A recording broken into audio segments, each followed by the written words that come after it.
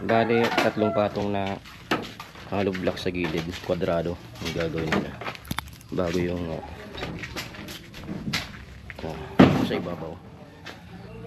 Then sunod dun sa taas, lagyan na nila ng hollow blocks palibot yung kwadrado. Ayan po, ayan. Papatuyin nilang yan bukas. Lalagyan ng sarado. Tapos yung uunahin na naman yung nasa ilalim. Ayan, ito yung para sa tubig. Sinkhole. Am I really that much to handle? Breaking these niggas down like a camera. You don't really know you. Hello mga Gwenny. Second day na po ng patrabaho dun sa bahay ni Lola. Yung paggawa ng CR sa itaas ng bahay, sa loob ng bahay pala. Ayan, at pupuntahan po natin yung mga gumagawa dun, kung ano na yung gagawa nila. Mga Gwenny, kagabi malakas yung buhos ng ulan, magdamag. Buti ngayon maliwalas na yung panahon. Hindi ka alam mamaya kung uulan pa ulit. Sadya tang ganito na yung panahon, rainy season. Kaya yan, wala tayong magagawa dyan.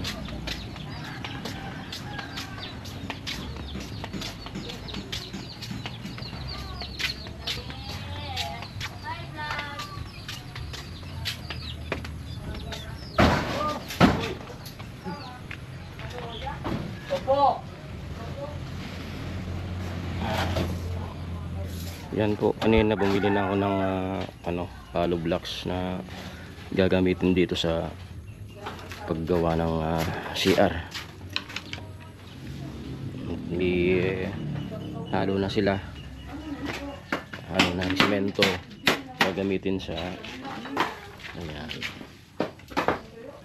Bali, tatlong patong na hollow block sa gilid, kwadrado yung gagawin nila bago yung sa ibabaw. Then sunod dun sa taas,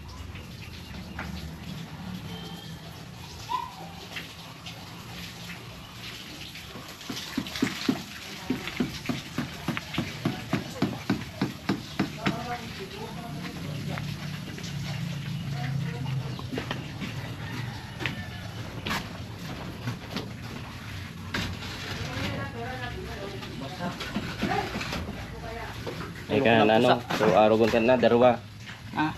Karga na sa bukong arog ka na tapag tipak talaga ito darwa, so parang parang igin karga.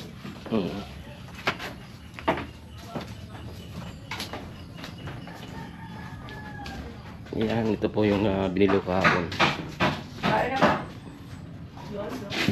Bakal na gagamitin dun sa at saka PVC pipe. Wala pa yung toilet bowl. Dali na, mag-say hi ka kay Ego. Hello. Hi vlog. Hi vlog. Yun na. Topak siya. Cornel. Okay, oh. Ayos ka dyan. So, may bell si Cookie.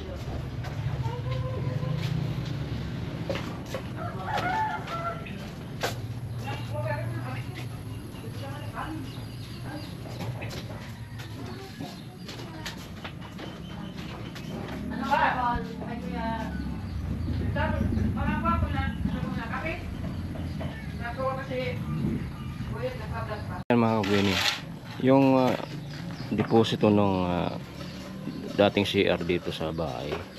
Ito yung yan yung dito, CR. Tapos yung niya, deposito nasa baba.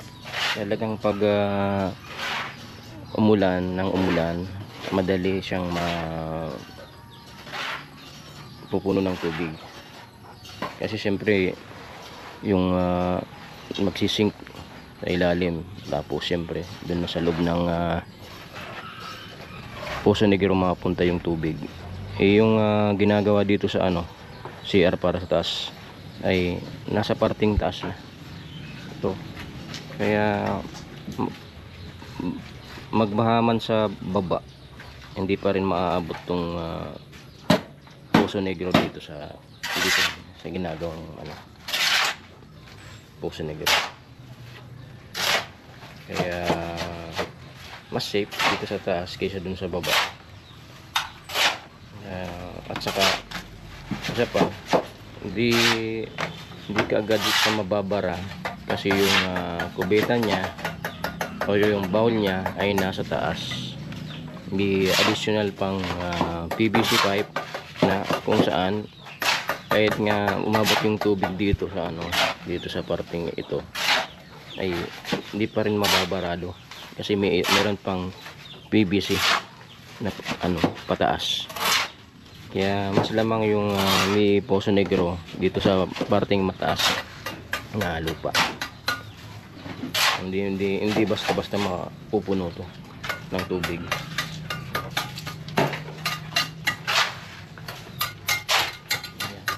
May additional space pa siya bukod sa yung container na ilinagay doon. Meron pa yung hukay sa ilalim ng container. Tapos additional pa dito sa taas. Ayun. Kaya malaki yung space na pupunuin. Kaya nga sabi ko nung una kong vlog, baka umabot pa to ng isang dekada hindi pa tumapuno. Ayan.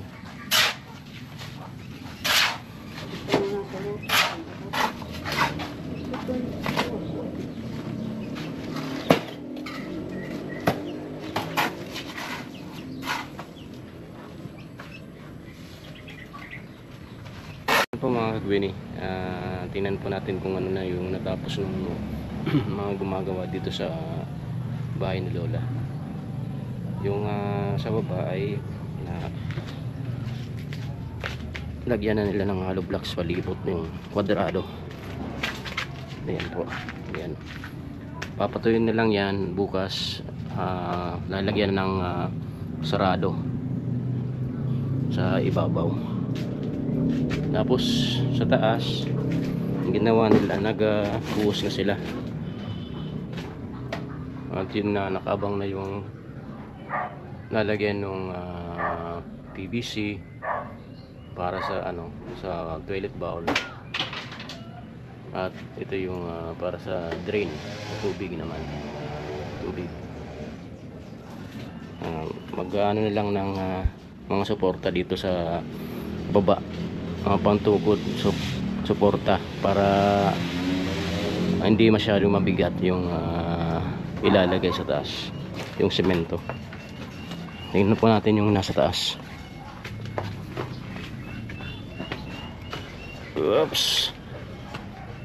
Okay, ayan na po. Na yung semento at naka-ready na rin yung mga lalagyan ng hollow blocks. Yan, ito yung pinto. Hollow blocks para yung purpose ng hollow blocks dito sa sa gilid, kwadrado, para yung tubig ay nasa loob lang. Kahit maligo, maghugas dito sa loob, hindi lalabas dito sa hindi lalabas yung tubig. Sarado siya.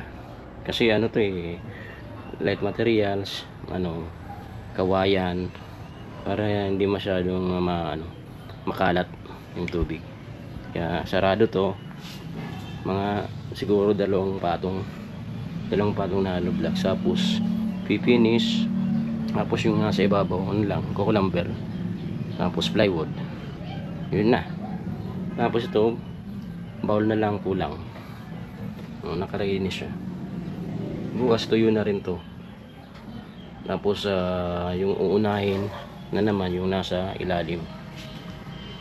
Ayan, ito yung para sa tubig. Sinkhole. Ayan po. Bukas naman nila ulit ay pagpapatuloy yung paggawa. Habang nagpapatuyo kung nasa ibabaw, tuyo na yung nasa ilalim, yun na muna yung unahin. Pagkatapos pag nalatagan na yung nasa ilalim, naiset na yung tubo, dito na naman si babaw. Kung meron ng bukas bowl, pwede nang ikabit. Ayan, second day po, ito na yung nagawa, 2 araw. Okay, at yan po muna yung update na dito sa paggawa ng CR sa itaas ng bahay, para po uwi na po sila dito, para hindi na rin po kami mahirapan sa pagpunta-punta doon sa pagdala ng pagkain, tapos yung paglilinis doon sa kabilang bahay, kasi medyo madistansya yun eh. Tapos doon kami nakatira sa baba, punta kami dito sa bahay, dadaan then papunta doon sa kabilang bahay, sa pangatlong bahay. Kaya medyo mahirap yung yung routine namin araw-araw. Kaya kung matatapos na to, siguro wala nang rason para hindi na bumalik dito si mama, lola ni Tulin, para dito na ulit tumira, para malapit lang. Kung sakali man na ialis si Kuya Jun, para kung sa mag-attend sa seminar, kung saan pupunta, ay may kasama ng malapit si mama. Kasi lang dito, magkatabi lang yung mga bahay ng kapatid ko dito sa yan. Dito si Ate Franz, tapos dito sa kabila si yung kapatid kong lalaki, yung papa ni Stacy. Kaya napapalibutan lang siya ng mga anak, kaya hindi masyadong malungkot na iiwanan siya ni Kuya Jun para magtrabaho, kasi nandito lang kami, malapit lang na pupunta, bibigyan ng pagkain, asikasuhin. Kaya yun talagang pinakang purpose ng magkaroon ng CR dito sa taas, para hindi na siya bumanik panaog, kasi matanda na po siya, mag-90 na siya eh. Hindi na niya kaya yung yung akyat baba sa hagdan, siguradong baka madisgrasya siya eh. Yun na ang magiging mitsa ng buhay niya. At yan na po may update mga Gwenny. Abang-abang na lang po sa mga susunod na magaganap dito sa paggawa ng CR dito sa taas, sa loob ng bahay ni Lola. Ayan po. Hello mga Gwenny. Ito na po yung pang 3 araw sa paggawa doon sa bahay ni Lola. Gumagawa doon ng CR sa loob ng bahay. Ayan, puntahan po natin kung ano na yung natapos nila. Kanina kasi hindi ako nakapag-vlog kasi busy, tinda doon sa harap, tapos hugas. Nagluto ako, maaga ako nagluto, kahit umaga na kami nakatulog. Umaga na ako nakatulog, mga alas 4, tapos ginising ako ni ate mama ng alas 5 para magluto. At yun, hindi ko na vlog yung ginagawa nila kanina, kaya ngayon na lang, kasi kadarating ko pa lang na namalingki na naman para sa mamayang paninda dun sa Boulevard. Okay, at ito na po yung nagawa nila, na natakpan na yung Poso Negro, at nailagay na yung PVC. Yan yung sa bowl, ito yung sa bowl, tapos yun ang exhaust, para yung yung mga papasok sa loob matutuyo. Ayan, exhaust nung Poso Negro. Tapos dito hindi pa nakakabit yung para sa drain tubig. pag halimbawa may maghuhugas, maliligo dyan sa loob ng kubeta ng CR, ay dito na lang papuntang kanal.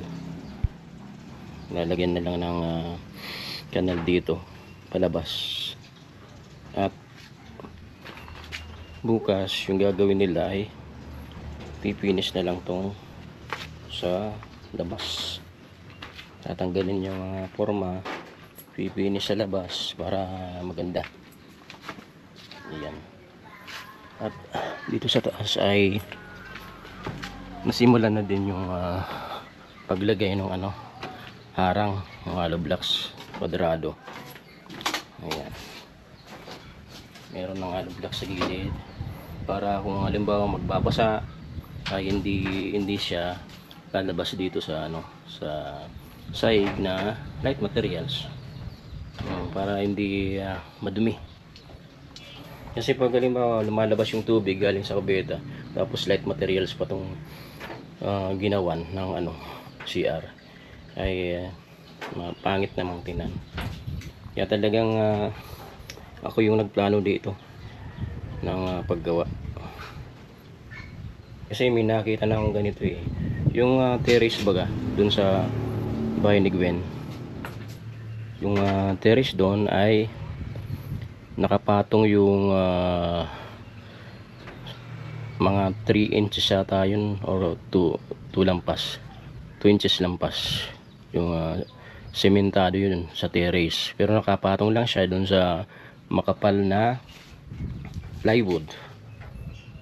Tapos ayun, binuhusan ng semento. Siguro may bakal din yun kaya matibay. Then ginaya ko. Ganun din yung pinagawa ko dito sa kasi ito light materials Pwede naman gumawa ng CR sa ibabaw ng light materials. Kahit hindi ka gumamit ng yung talagang pundasyon na semento. Basta ba matibay yung pagkakatukod, tapos matibay din yung nasa sahig, yung mga salo. Yung salo ng yung sahig. Tapos yung nasa ilalim to ay yero. Tapos dinatagan ng 10mm na bakal. 10mm kahit dapat nga lang, yung maliit lang, yung mga 9mm, pero sinadya kong 10mm para mas matibay. Ayun, may bakante pa dito, tsaka dalawang patong para yung tilamsik ng tubig ay kunti lang yung sa ibabaw. Ako na lang bahala nung kung anong ilalagay sa loob ng dingding para hindi masira yung mga dingding. Ayan. Pero sa labas yan, plywood, kukulamber, tapos plywood, pati dito sa pintuan, itong sa kalahati dito sa step up, step in dito sa sa CR, kalahating nitong hollow blocks para mababa lang yung hakbangan, para hindi rin lumabas yung tubig.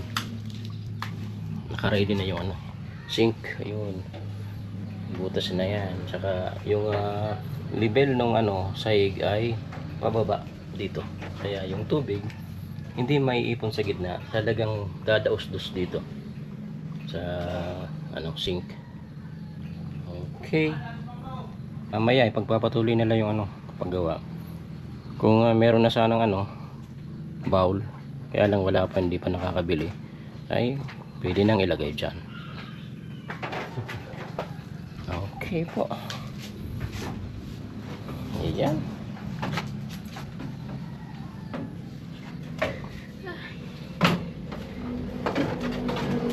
Wow.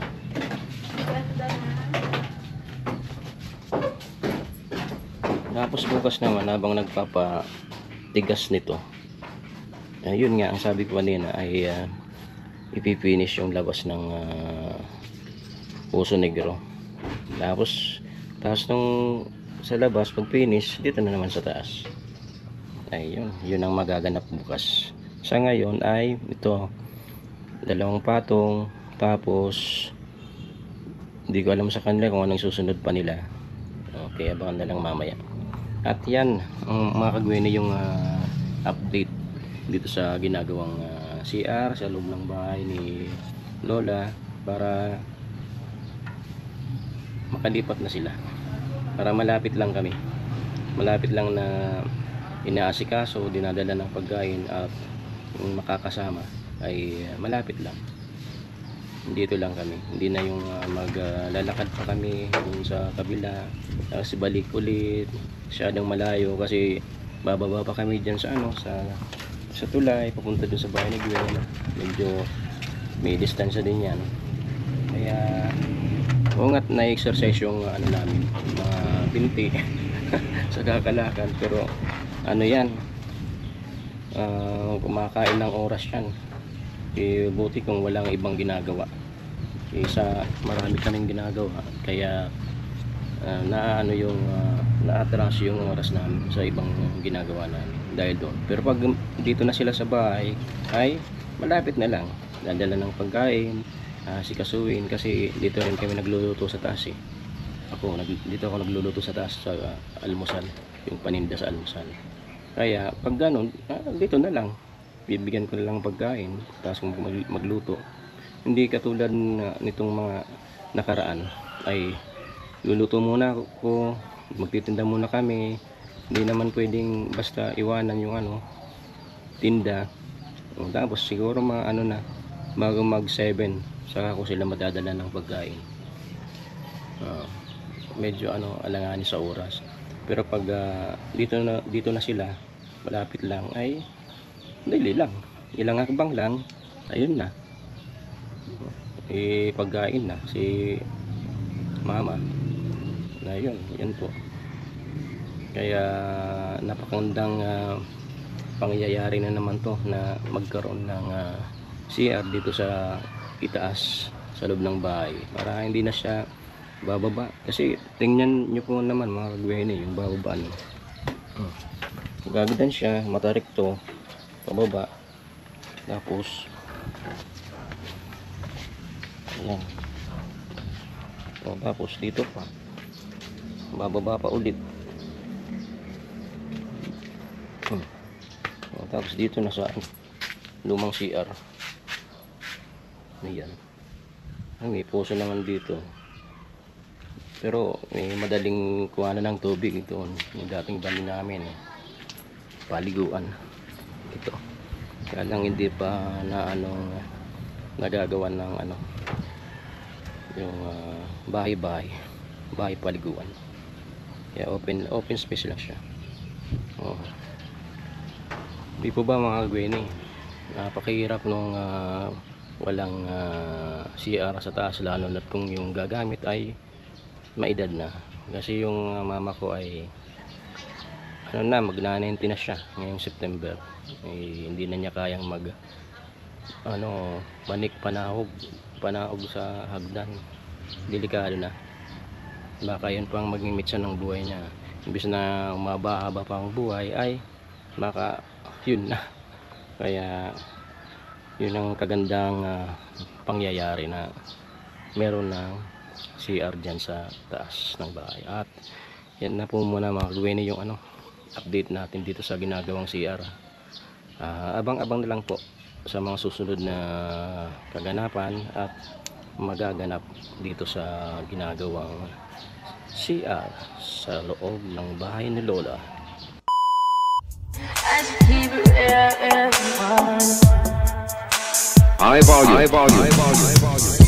Am I really that much?